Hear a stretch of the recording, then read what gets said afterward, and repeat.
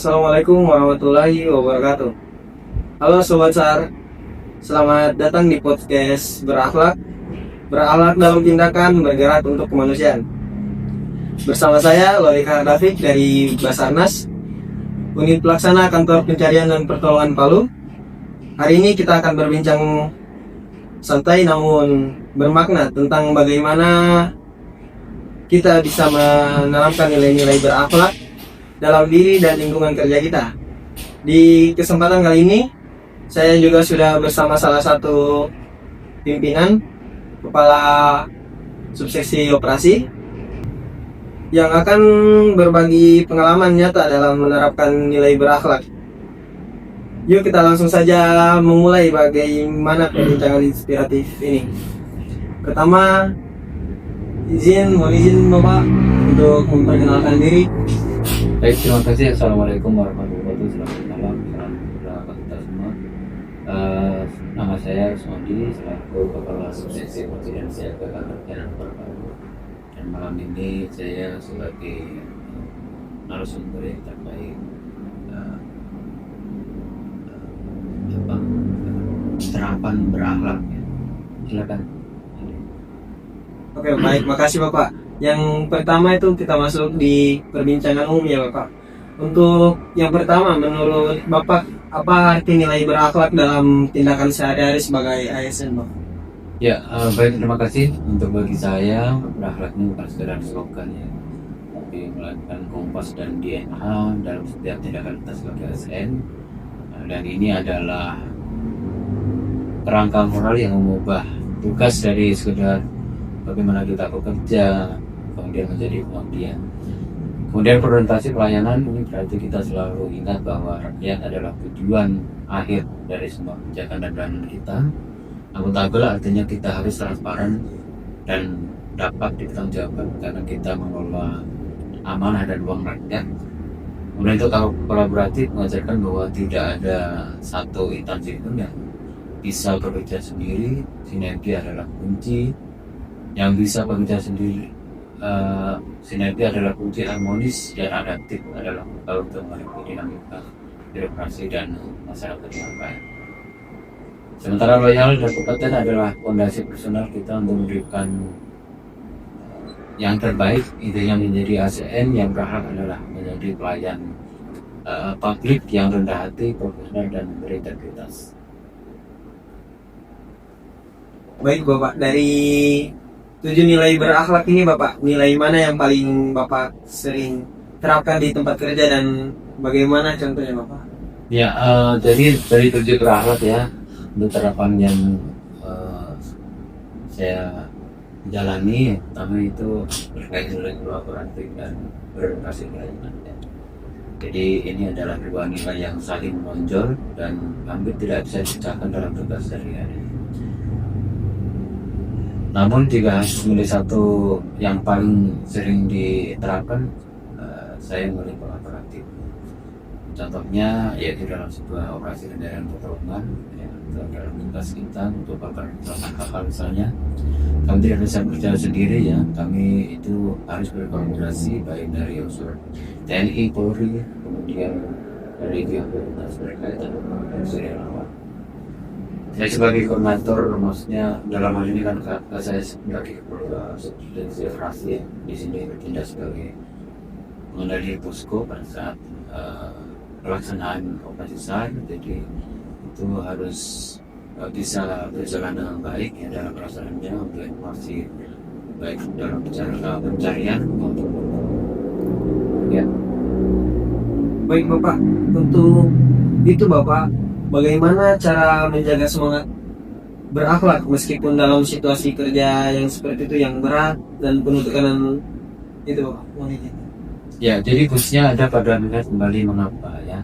Jadi kita memilih profesi ini di Basarnas itu karena seringkali sangat tinggi karena berhubungan dengan nyawa, saat lelah dan stres menghampiri, dan saya selalu mencoba untuk yang pertama fokus pada korban. Karena saya bayangkan banyak keluarga yang menunggu kabar dari orang yang mereka cintai. Dan ini adalah pengingat terkuat bahwa tekanan yang kita alami tidak sebanding dengan keputusan yang mereka rasakan. Kemudian untuk melihat tim juga, saya tidak sendirian, jadi melihat rekan-rekan yang sama-sama berjuang di lapangan, jadi seringkali dengan kondisi yang sama beratnya, kemudian menunjukkan semangat solidaritas kita untuk saling menguatkan. Kemudian kita juga harus refleksi diri, yaitu saya di sini mengambil waktu sejenak untuk menenangkan pikiran.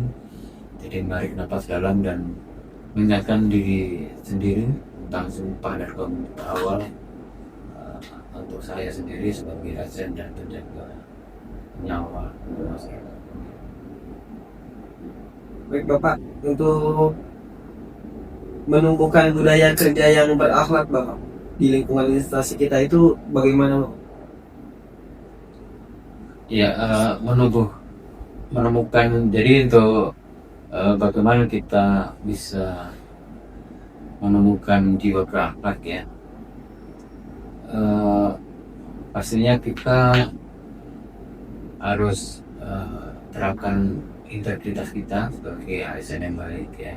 Jadi bagaimana kita tadi di awal saya sampaikan ya, kita orientasi bagaimana tentang kita, dan bagaimana juga jujur ya, dalam melaksanakan tugas-tugas kita sehari-hari.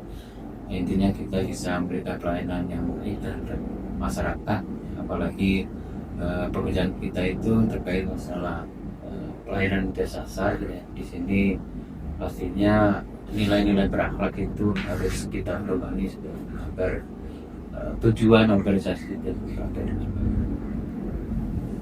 Baik Bapak, sekarang kita masuk pertanyaan terkait pekerjaan di Basarnas. Dalam tugas penyelamatan, bagaimana nilai orientasi pelayanan dan kolaboratif diterapkan secara nyata di lapangan Bapak? Ya, jadi yang pertama terkait orientasi pelayanan, di sini terbukti dalam prinsip bahwa adalah yang tadi di proses sampaikan. Jadi setiap detik itu berharga, dan kami siap-siaga 24 jam respon laporan dengan tepat dan melakukan segala cara untuk mencapai lokasi korban dengan secepat mungkin. Terlepas dari medan yang sulit atau cuaca buruk, peran kami adalah memberikan harapan dan pertolongan. Kemudian kolaboratif seperti saya yang sebutkan di awal, yaitu kita harus menjadi sinergitas antar potensi besar baik TNI Polri ataupun unsur-unsur terkait dalam pelayanan jasa. Untuk pertanyaan selanjutnya Bapak, menurut Bapak, bagaimana nilai akuntabel diterapkan dalam setiap misi penyelamatan dan yang dilakukan tim Basarnas? Ya, jadi bagaimana tadi ya untuk artinya, jadi bagaimana kita memberikan pelayanan secara jujur, kemudian terbuka ya, kemudian juga kita bisa memberikan tadi terbaik. Jadi di awal saya sampaikan, jadi kita harus memberikan pelayanan yang terbaik. Bagaimana kita merespon secara cepat ya, laporan-laporan terkait adanya kedaruratan ya, kemudian pada saat kita bagaimana menemukan korban, kemudian bisa mengevakuasi korban, kemudian bisa disarankan oleh keluarga untuk dalam keadaan selamat, itu memberikan sekarang pelayanan yang sangat terusnya. Baik Bapak, sekarang kita masuk di pertanyaan penutup ya. Apa motivasi Bapak dalam menjalankan tugas manusia?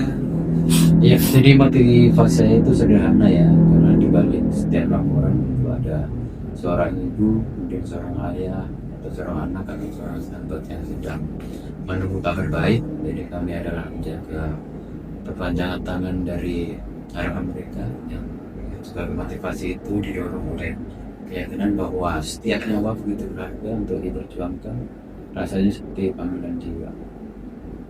Ya. Baik Bapak, jika Bapak bisa memberikan satu pesan untuk rekan ASN muda, apa yang ingin Bapak sampaikan? Jadi pesan saya khususnya kepada adik-adik ASN muda, di sini jadilah pelayanan bukan penguasa, jadi bekali diri dengan kompetensi. Karena hati dengan integritas yang tadi di awal saya sampaikan, dan jadikan setiap langkah karirmu sebagai ibadah dengan menghadirkan manfaat seluas-luasnya bagi masyarakat. Kemudian masa depan bangsa ada di pundak kalian. Jadi maksudnya dengan karya dan pengabdian yang tulus itu bisa menjadi balasan terindah yang kalian harus tinggalkan ya. Jadi itu bagaimana sebagai ASN yang berintegritas ya, kemudian mulia kepada pimpinan itu juga sangat-sangat sebuah acuan utama ya. Terus berkinerja yang baik juga ya. Jadi itu juga harapan-harapan agar misi atau visi dari Basarnas khususnya kantor Kementerian itu bisa tercapai ya. Baik Bapak, sampai di sini terima kasih Bapak atas waktu dan kesempatannya, dan juga motivasi buat rekan-rekan ASN muda yang akan di kemudian hari akan melanjutkan kinerja yang lebih baik lagi Bapak. Terima kasih. Oke, baik, terima kasih. Baik, mungkin itu saja yang podcast hari ini. Saya akhiri dengan ucapan wassalamualaikum warahmatullahi wabarakatuh. We are family. Afiknam jagat samagram. Semoga selamatlah alam semesta.